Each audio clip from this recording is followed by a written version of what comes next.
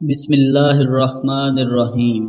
جو شخص پابندی سے استغفار کرتا ہے اللہ تعالیٰ اس کے لیے ہر تنگی سے نکلنے کا راستہ بنا دیتا ہے۔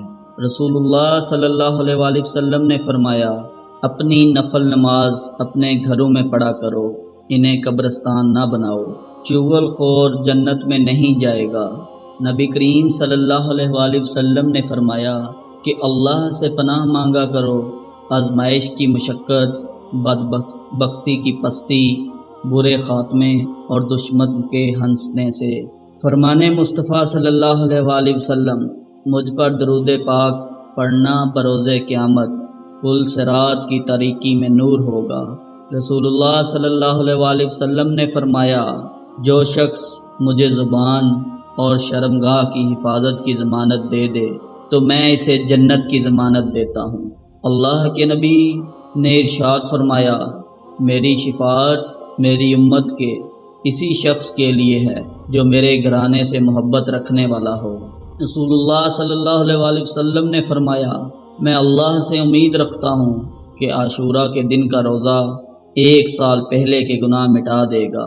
رسول اللہ صلی اللہ علیہ وآلہ وسلم نے فرمایا، جس نے حسن اور حسین رضی اللہ تعالیٰ عنہما سے محبت کی اس نے مجھ سے محبت کی، اور جس نے ان سے دشمنی رکھا اس نے مجھ سے دشمنی رکھا۔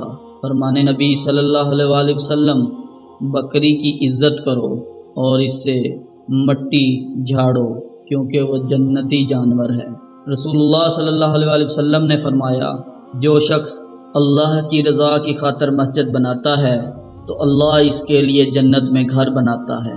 رسول اللہ صلی اللہ علیہ وآلہ وسلم نے فرمایا، ایمان کے 4 شعبے ہیں، ان میں بلند ترین اور سب سے اعلیٰ شعبہ لا الہ الا اللہ، اور سب سے ادنا شعبہ راستہ سے تکلیف دہ چیز کو ہٹانا ہے۔ رسول اللہ صلی اللہ علیہ وآلہ وسلم نے فرمایا، آدمی کی بہترین خوراک وہ ہے جو اپنی محنت سے کما کر کھائے۔ جنت میں ایک دروازہ ہے جس کا نام ریان ہے، اس دروازے سے صرف روزے دار ہی داخل ہو سکتے ہیں اور کوئی نہیں۔ رسول اللہ صلی اللہ علیہ وآلہ وسلم نے فرمایا، میری امت کے لوگوں میں اس وقت تک خیر باقی رہے گی جب تک وہ افطار میں جلدی کرتے رہیں گے۔ رسول اللہ صلی اللہ علیہ وآلہ وسلم نے فرمایا، روزہ دار کے منہ کی بو اللہ کے نزدیک کستوری کی خوشبو سے بھی زیادہ پسندیدہ اور پاکیزہ ہے۔